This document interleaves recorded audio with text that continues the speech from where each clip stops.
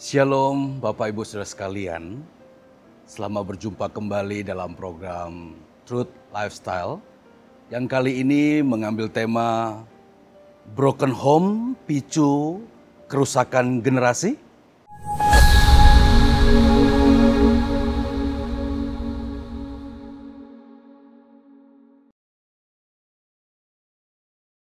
Saya percaya apa yang disampaikan semoga dapat menjadi berkat bagi Bapak Ibu sekalian. Namun sebelumnya mari kita tundukkan kepala dan kita berdoa. Bapa di dalam surga, kami menyerahkan perbincangan kami dalam program Truth Lifestyle kali ini ke dalam tangan Tuhan. Mohon kiranya apa yang kami dengar boleh kami lakukan dalam kehidupan sehari-hari agar kami terhindar dari hal-hal yang merugikan pekerjaan Tuhan selama di bumi ini. Bapa Surgawi, kami serahkan program Truth Lifestyle kali ini ke dalam tangan-Mu. Di dalam nama Tuhan Yesus, kami berdoa dan mengucap syukur. Amin. Bapak Ibu Saudara sekalian, dalam kamus bahasa Inggris, broken home itu adalah didefinisikan sebagai a family in which the parents are divorced or separated. Maksudnya adalah broken home adalah sebuah keluarga, kondisi keluarga di mana orang tua bercerai. Sekali lagi, broken home adalah sebuah keadaan keluarga di mana orang tua atau suami istri berpisah. Saudaraku, saya memiliki opini, saya memiliki pendapat bahwa orang tua yang terdiri dari ayah dan ibu merupakan pilar utama dalam sebuah keluarga. Orang tua, ayah dan ibu ini adalah pilar utama di dalam sebuah keluarga. Kita sudah dapat membayangkan apa yang akan terjadi atas anggota keluarga yang lain, yang dalam hal ini anak-anak, ketika pilar keluarga ini runtuh. Ketika ayah dan ibu bercerai atau mengambil keputusan untuk berpisah. Seperti bangunan runtuh ketika pilar-pilar penyangganya tidak ada lagi. Jadi sekali lagi saya ingin menyampaikan kepada Bapak Ibu bahwa pilar utama dalam keluarga adalah eksistensi atau keberadaan ayah dan ibu atau keluarga. Firman Tuhan dalam Injil Lukas 11 ayat 17 pun mengatakan hal yang sama. Firman Tuhan mengatakan setiap kerajaan yang terpecah-pecah pasti binasa. Setiap rumah tangga yang terpecah-pecah pasti runtuh. Perceraian orang tua atau perpisahan orang tua pasti absolut niscaya memberi dampak kepada seluruh anggota keluarga. Perceraian berdampak kepada orang tua itu sendiri dan yang paling menderita adalah anak-anak. Oleh karenanya tepatlah tema pada program Truth Lifestyle kali ini. Broken home apakah memicu kerusakan generasi? Saya mengatakan bahwa korban yang paling parah akibat terjadinya perpisahan, perpecahan, perceraian orang tua adalah anak-anak. Dampak kerusakan yang pertama adalah anak-anak akan mendapatkan contoh kehidupan yang dramatis, seraya getir, pahit. Bagaimana ayah dan ibunya yang selama ini bersama-sama mereka harus dipisahkan salah satunya. Anak-anak harus berpisah dari antara mereka. Apakah mereka tinggal bersama ayahnya? Ataukah mereka tinggal bersama ibunya? Salah satu. Jadi jika diibaratkan sebagai seekor burung, burung itu sudah patah salah satu sayapnya. Bahkan ada anak-anak yang harus dipisahkan dari ayah dan ibunya. Dua-duanya sekaligus. Dan mereka harus diasuh oleh pihak lain. Mungkin juga diasuh oleh nenek mereka, kakek mereka. Mereka diasuh oleh keluarga besar yang lain, apakah itu om dan tante. Bahkan ada yang lebih miris. Mereka akhirnya bisa dititipkan di dalam panti-panti asuhan. Benar-benar getir dampak dari perpisahan orang tua itu. Jadi saudaraku, jika ada pertanyaan, apakah broken home itu akan memicu? Apakah broken home itu akan sebagai pemicu kerusakan generasi? Jawabannya adalah iya. Broken home dapat picu kerusakan generasi. Sekali lagi disampaikan bahwa orang tua, ayah dan ibu merupakan pilar utama dalam kehidupan berkeluarga. Mereka lah yang memberikan topangan, tempat berteduh, tempat bernaung bagi anak-anak mereka. Dan jika mereka berpisah, maka mereka tidak lagi mendapatkan tempat naungan di dalam kehidupan mereka. Dan jika pilar keluarga itu runtuh, maka akan menimbulkan kerusakan yang hebat. Dan kerusakan yang hebat itu akan bermula dari hidup anak-anak tersebut. Itu yang pertama. Yang kedua adalah anak-anak tidak lagi mendapatkan kasih sayang yang utuh. Kasih sayang yang utuh. Jika tinggal bersama ayah, maka mereka akan membutuhkan, mengingat, mendambakan sentuhan seorang ibu. Jika mereka tinggal bersama ibu, maka mereka akan merindukan, membutuhkan figur seorang ayah.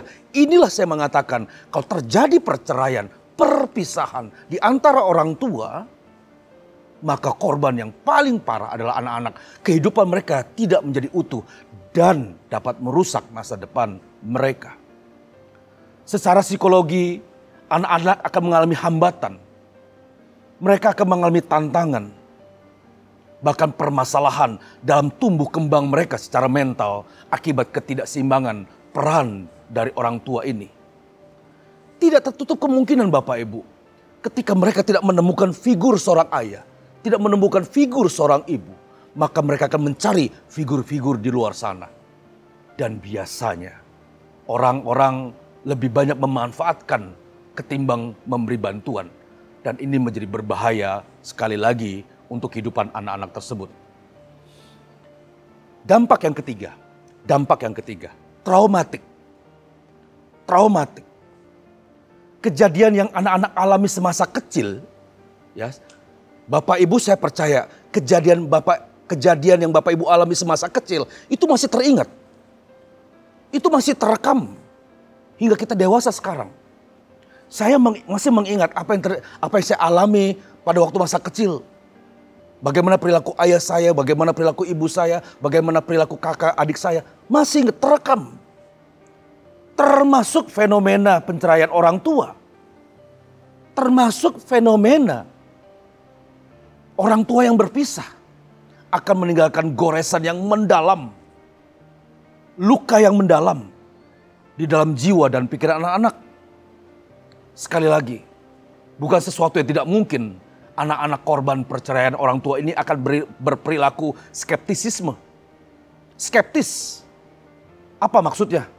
Mereka akan selalu mempertanyakan atau memiliki perilaku yang mencurigai. Bahkan curiga yang berlebihan. Karena mereka punya pengalaman yang pahit dalam kehidupan mereka. Bayangkan seorang ayah dan ibu yang harusnya menjaga mereka. Bisa-bisanya mereka berpisah dan meninggalkan mereka. Bagaimana tidak timbul skeptisisme dalam hidup mereka? Mereka akan mencurigai lingkungannya. Mereka tidak percaya kepada orang lain. Sulit percaya kepada orang lain. Ini perilaku yang berhadapan dengan mental spiritual tentunya. Pengalaman kebersamaan mereka dengan orang tua yang sangat membahagiakan berubah menjadi pengalaman pahit, getir, dan menyesakkan. Anak-anak akan mengalami traumatik yang berdampak kepada perilaku tertutup. Mereka akan tertutup kepada banyak orang atau covert behavior.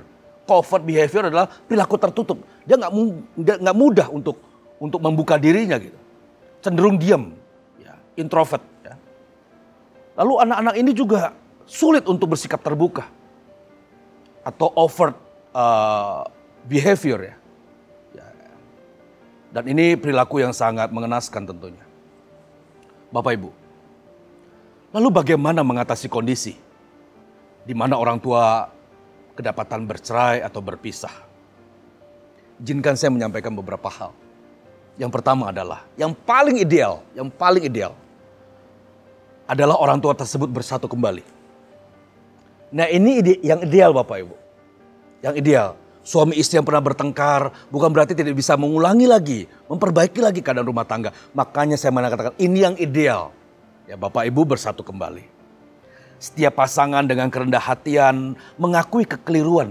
Setiap pasangan ya, bukan hanya di pihak wanita saja, tapi di pihak juga dapat mengakui dengan kerendah hatian, kekeliruan dan bertekad untuk memperbaiki seraya mempertahankan rumah tangga itu kembali. Bapak Ibu sekali lagi saya sampaikan bahwa tidak mudah menerima pasangan yang sudah melukai. Saya tahu tidak mudah. Tidak mudah menerima kembali pasangan yang telah merendahkan harga diri kita, merusak nama keluarga kita. Saya tahu tidak mudah. Saya juga tahu bahwa tidak mudah untuk mengembalikan hubungan yang telah rusak atau buruk. Tapi Bapak Ibu perlu pertimbangkan satu hal ini. Saya tahu perceraian itu buruk. Saya tahu keadaan itu tidak gampang untuk diubah. Tetapi kalau perceraian Bapak Ibu lakukan, perpisahan kita ambil keputusan, maka keadaan akan menjadi sangat buruk dan akan sangat menyedihkan. Lalu yang kedua yang dapat dilakukan adalah, jika yang ideal tadi tidak dapat dipenuhi dengan beragam alasan atau kondisi, maka izinkan saya fokus kepada langkah-langkah mitigasi atau pertolongan kepada anak-anak yang bersangkutan. Untuk anak-anak yang berhadapan dengan kondisi ini, jangan marah. Jangan marah dengan kondisi keterpisahan ayah dan ibumu. Jangan. Mereka pasti memiliki cerita dan pengalaman panjang sebelum mengambil keputusan untuk berpisah. Jika kamu sudah dewasa dan diajak untuk menyampaikan pendapatmu mengenai kondisi tersebut, maka sampaikanlah isi hatimu. Tetapi keputusan final tetap di tangan orang tuamu. Jangan pernah memaksa. Lalu yang berikutnya adalah belajar untuk mengampuni. Ampunilah orang tuamu dalam segala keterbatasannya. Jangan pernah menaruh dendam, baik kepada ayah pun kepada ibumu, yang akan mengakibatkan kerusakan lebih dalam rumah tanggamu. Jangan pernah menyimpan benci dan kepahitan. Jalani hidupmu tanpa beban masa lalu. Saya tahu hal ini tidak mudah untuk dilakukan, tetapi kamu tidak punya pilihan lain selain mengisi hari-hari hidupmu dengan hal-hal yang positif. Life must go on. Masa depan hidupmu ada di tanganmu sendiri. Minta pertolongan Tuhan Yesus agar menguatkan hati, jiwa dan tekadmu untuk melanjutkan kehidupan ke depan. Bapak Ibu Saudara sekalian, oleh karenanya saya mohon sebagai hamba Tuhan agar Bapak Ibu dapat mempertimbangkan kembali sebelum keputusan perceraian diambil. Tempatkanlah wajah anak-anak di depan mata kita sebelum keputusan final untuk berpisah dilakukan. Selamat berjuang Bapak Ibu. Tuhan Yesus memberkati. Amin.